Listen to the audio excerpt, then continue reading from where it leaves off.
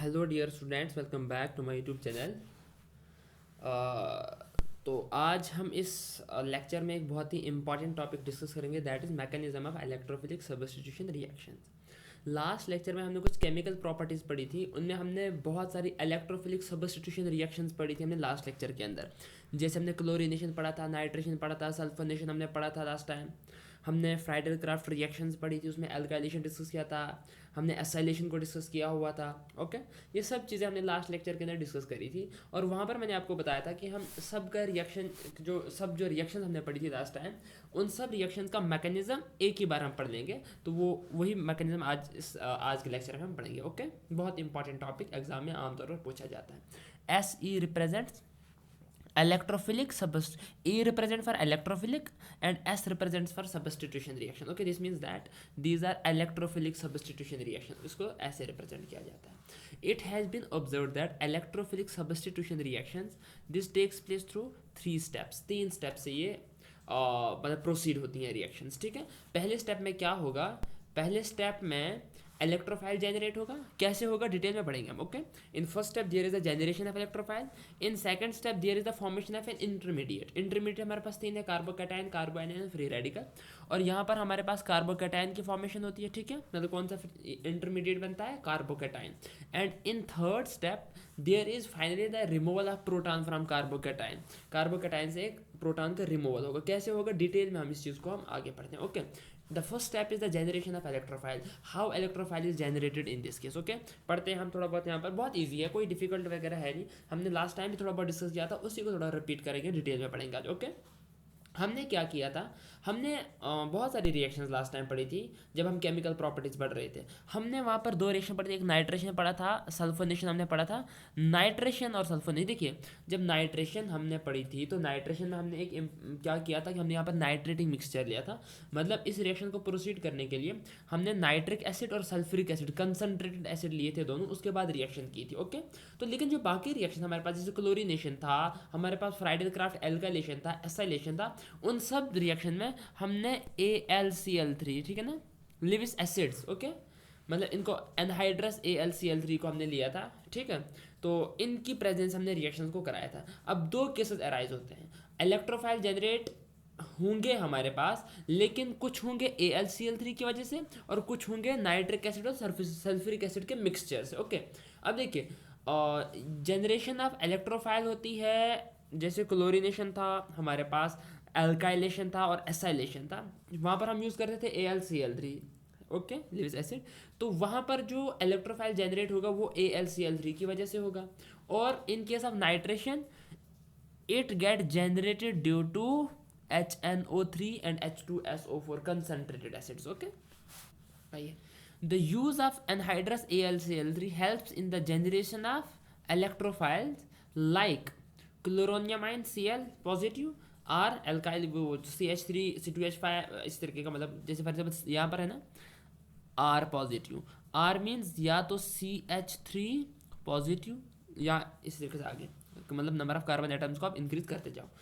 और उसके बाद एसिलियम आयन हमारे पास RCO, और ये जो पॉजिटिव चार्ज ये कार्बन पर है. ओके, पढ़ेंगे इसको डिटेल में, आपको पता चल जाएगा. ठीक है, द नेक्स्ट इज, हाँ ओके, ये जो हमारे पास जनरेट होते हैं कार्बोकेटाइन, जैसे हमारे पास इलेक्ट्रोफाइल Cl पॉजिटिव, हमारे पास R पॉजिटिव, RCO पॉजिटिव, हमारे पास ये जो इलेक्ट्रोफाइल्स हैं ये जनरेट होते हैं. जैसे Cl हमारे पास कब होगा? क्लोरीनेशन के दौरान, एल्काइलेशन के दौरान R पॉजिटिव, एसाइलेशन के दौरान हमारे पास RCO पॉजिटिव जनरेट होंगे. ओके, अब देखो रिएक्शन यहाँ पर पढ़ते हैं थोड़ा बहुत. हमारे पास है Cl मतलब क्लोरीन मॉलिक्यूल Cl2. ओके, यहाँ पर मैंने लास्ट टाइम, अगर आपको याद होगा, जब क्लोरीनेशन पढ़ा था, यहाँ पर हेट्रोलिसिस होता था. मतलब पूरा एक ही के पास एक नेगेटिव एक पॉजिटिव. ठीक है, वही जो क्लोरोनियम आयन है Cl पॉजिटिव, देखो यहाँ पर ये हमारे पास बन गया इलेक्ट्रोफाइल, और ये क्लोरीन इसके साथ जुड़कर ये कॉम्प्लेक्स बन जाता है. AlCl3 तो हमारे पास स्टेबल है, अब इसके साथ क्लोरीन मिल जाता है, ये बन जाता है AlCl4. अब चूंकि क्लोरीन का एक नेगेटिव चार्ज बढ़ गया, और इस पर एक नेगेटिव चार्ज आ जाएगा. ओके, मतलब एक हमारे पास क्लोरोनियम आयन बनता है और हमारे पास यहाँ पर एक कॉम्प्लेक्स बनता है. ठीक है, एल्युमिनियम क्लोराइड का. उसके बाद हमारा मिथाइल क्लोराइड है, सेम यहाँ पर भी केस होगा, हाइड्रोलिसिस होगा. यहाँ पर CH3 के ऊपर पॉजिटिव चार्ज आ जाएगा. Okay, methyl iodine. और उसके बाद हमारे पास AlCl3 के साथ क्लोरीन जुड़ जाएगा, ये कॉम्प्लेक्स बन जाएगा एल्युमिनियम क्लोराइड का. ओके, एंड सिमिलर वे में एसिलियम आयन भी हमारे पास इसी तरीके से बनेगा. तो यहाँ पर जो पॉजिटिव चार्ज रहेगा वो कार्बन पर आता है। Clear? This was actually the generation of electrophile. ठीक है, ओके। नाइट्रेशन के केस में मैंने आपको पहले बोला था, नाइट्रेशन के केस में रेस्पॉन्सिबल कौन होगा? H2SO4 और HNO3, मतलब कंसंट्रेटेड सल्फ्यूरिक एसिड और कंसंट्रेटेड नाइट्रिक एसिड। ठीक है। In case of nitration the electrophile NO2 positive, ये नाइट्रोनियम आइन है। ठीक है, electrophile nitronium ion is produced by the transfer of proton from sulphuric acid to nitric acid. बहुत important चीज़ यहाँ पर मैं आपको बताऊंगा। देखो यहाँ पर प्रोटॉन कहाँ से ट्रांसफर हो रहा है? सल्फ्यूरिक एसिड प्रोटॉन दे रहा है और एक्सेप्ट कौन कर रहा है? नाइट्रिक एसिड एक्सेप्ट कर रहा है। दिस मीन्स दैट यहाँ पर एक इंटरेस्टिंग चीज़ ऐसी होती है कि यहाँ पर sulphuric acid as acid act करता है और यहाँ पर नाइट्रिक एसिड बेस एक्ट करता है। हालांकि आप जानते हैं कि nitric acid very much strong acid, ये दोनों बहुत स्ट्रॉन्ग एसिड्स हैं। नाइट्रिक एसिड भी स्ट्रॉन्ग एसिड है और सल्फ्यूरिक एसिड भी बहुत स्ट्रॉन्ग एसिड है। लेकिन इस वाले रिएक्शन के अंदर अगर देखा जाएगा तो रेयर केस है ना, तो यहाँ पर सल्फ्यूरिक एसिड एसिड एक्ट कर रहा है और नाइट्रिक एसिड बेस एक्ट कर रहा है। क्यों? क्योंकि सल्फ्यूरिक एसिड प्रोटॉन डोनेट कर रहा है और नाइट्रिक एसिड उसी प्रोटॉन को एक्सेप्ट कर रहा है। दिस मीन्स दैट ये दोनों यहाँ पर एक एसिड और एक बेस एक्ट हो रहा है। ठीक है, देखिए यहाँ पर थोड़ा बहुत समझना आपको, यहाँ पर इलेक्ट्रॉन का ट्रांसफर कैसे होता है मैं आपको इस वाले पेन से आपको बताऊंगा। यहाँ पर देखो, यहाँ पर ये HNO3 है और HNO3 को मैंने यहाँ पर थोड़ा खोल के लिखा है। देखो ये वाला HNO2 यहाँ पर और एक O यहाँ पर बन जाएगा O3 सारे। मैंने थोड़ा इसको अलग स्ट्रक्चर बना के, और ये भी H2SO4 इसको मैंने थोड़ा सेपरेट करके लिखा। ओके, अब क्या होगा, ये जो यहाँ पर प्रोटॉन है, ठीक है ना, transfer of proton from sulphuric acid to nitric acid, ये जो एरो रिप्रेजेंट कर रहा है, ये एरो पर मत जाइए आप, ये एरो एक्चुअल में होता है इलेक्ट्रॉन रिच से इलेक्ट्रॉन डेफिशिएंट की तरफ इसकी डायरेक्शन होती है। अब आप ऐसा नहीं सोचना कि ये एरो यहाँ के लिए है तो ये ट्रांसफर नाइट्रिक एसिड से सल्फ्यूरिक एसिड की तरफ होता है, नहीं। एक्चुअल में ये जो एरो होता है, मतलब ये इस तरीके से लगाया जाता है कि from electron rich side two electron deficient side.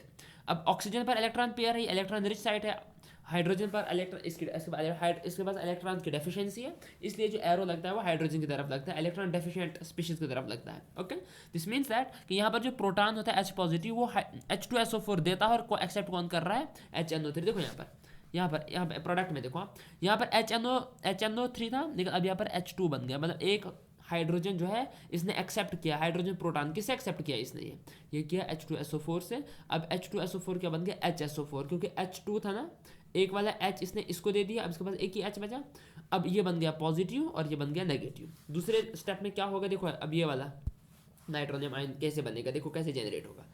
अब ये कॉम्प्लेक्स हमारे पास है यहाँ पर।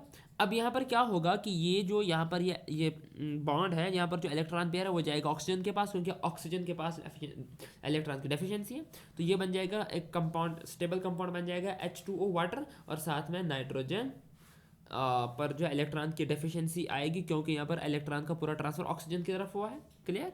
और यहाँ पर इस पर पॉजिटिव चार्ज आ जाएगा, बन जाएगा नाइट्रोनियम आइन हो, मतलब यहाँ पर ये वाला इलेक्ट्रोफाइल। मतलब ये था हमारा पहला step, that is generation of electrophile. देखो ये मैंने यहाँ पर भी लिखा हुआ है, इन दिस प्रोसेस ऑफ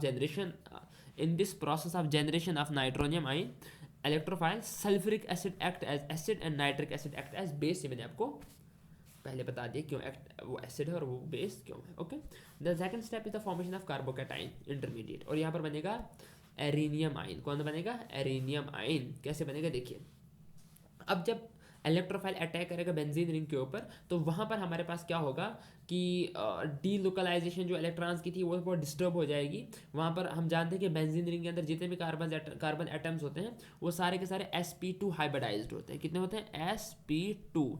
लेकिन जब उस पर इलेक्ट्रोफाइल अटैक करता है तो उनमें से 6 कार्बन में से कोई एक कार्बन जो है वो बन जाता है sp3 हाइब्रिडाइज्ड कार्बन। ओके, ये जो sp3 हाइब्रिडाइजेशन बन जाती है, इसकी वजह से हमारे पास जो उसका एरोमेटिक कैरेक्टर होता है बेंजीन रिंग का वो लूज हो जाता है, मतलब वो एरोमेटिक कंपाउंड नहीं रहता है जब उस पर इलेक्ट्रोफाइल अटैक करता है। क्यों? देखो इसको हम थोड़ा डिटेल में पढ़ेंगे। Okay, carbocation is found by the attack of electrophile and benzene ring due to which one of the carbon is sp3 hybridized. Okay, देखो यहाँ पर ये हमारे पास बेंजीन रिंग है नॉर्मल, और इलेक्ट्रोफाइल अटैक कर रहा है इस पर। अब फिर यहाँ पर देखो एरो मैंने कहाँ से लगाया, अब चूंकि डबल बॉन्ड के पास इलेक्ट्रॉन रिच है, ये डबल बॉन्ड है ना, क्योंकि यहाँ पर लॉन पेयर ऑफ इलेक्ट्रॉन है।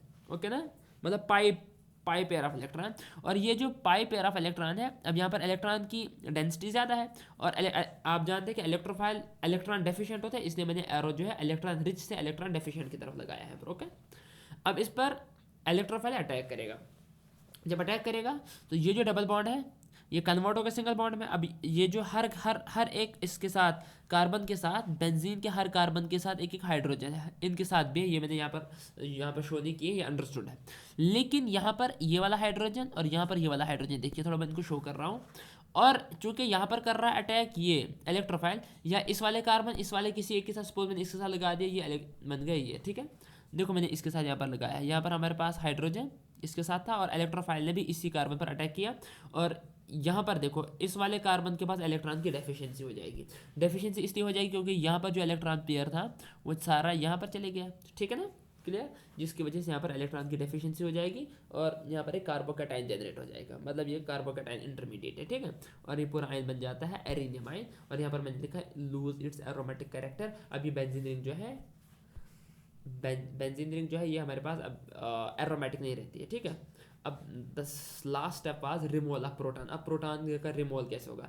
एक्चुअली यहाँ पर जो हमारे पास कॉम्प्लेक्स बन रहे थे ना ऊपर पहले स्टेप के अंदर, जैसे एल्युमिनियम क्लोराइड का कॉम्प्लेक्स था, HSO4 नेगेटिव का जो कॉम्प्लेक्स था, वो कॉम्प्लेक्स जब अटैक करेंगे उसके बाद प्रोटॉन का रिमूवल होगा। देखो कैसे, और याद रखना यहाँ पर जो रिमूवल ऑफ प्रोटॉन होगा वो उसी कार्बन से होगा, that is sp3 hybridised carbon.